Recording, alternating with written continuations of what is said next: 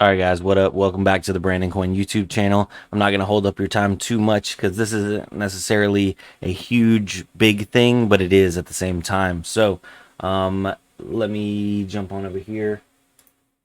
Previously, we were informed that the newer graphics cards were going to be getting the mining limiter, and they made it seem like basically all of them were getting it. And essentially, all of them are getting it, but there's going to be different variations of new cards available.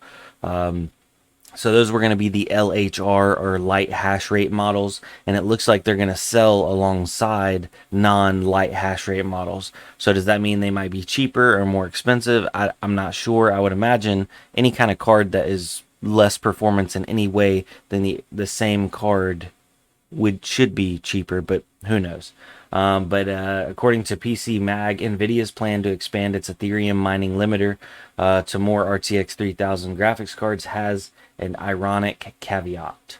The limiter won't arrive on Nvidia's own Founders Edition graphics cards. So that means Founders Edition graphics cards are going to be the strongest. They were already basically been to the highest, and now that just makes it even more desirable. So the company also said it'll be up to graphics card vendors on how they want to transition to using the Ethereum mining limiter. So its rollout may arrive with a trickle rather than immediate flood, assuming you can even buy a card. Yeah, in the beginning, it seemed like they were switching their whole fabs over and they were only going to be producing the mining limiter SKUs because it's a whole new SKU. And I guess maybe there was a little bit of pushback, and now they're kind of walking that dog back, and they're like, yeah, you can do that's up to the AIBs, and it almost makes it seem like Nvidia's just setting up their AIBs to look bad. You know what I mean? Like, oh, well, the founders cards don't have those. That's just for the AIBs.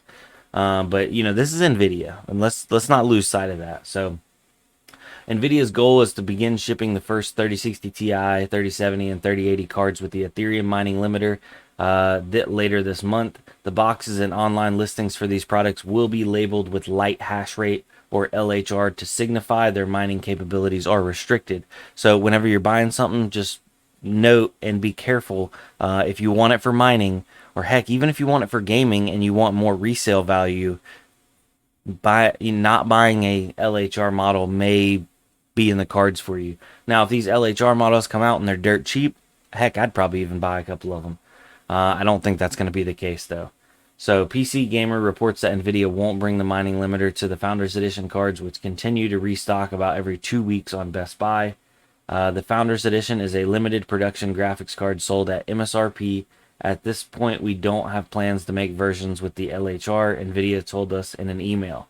How long Nvidia plans to keep the manufacturing of these cards was left unsaid, because Founders Edition cards don't always go to the end of life on each graphics card. So, like I said, big news, but not necessarily big news. It's big that will still be, because a lot of people are thinking, man, future RTX 3000 series cards might be a bust if they're all going light hash rate. But now it looks like not even a majority of them are going to be light hash rate. So no worries, guys. Just be a little bit more cognizant when you're purchasing graphics cards. Make sure it's not a LHR or light hash rate model, and you should be good to go. And then on that same end, it looks like as of today, May 24, 2021, unless we get any updates, all Founders Edition cards are a go for launch. So yeah, get it, get it. All right, ladies, have a good one, gentlemen. You too, jellymen and jelly ladies. You guys know what to do. I'll see you on the next one. Adios.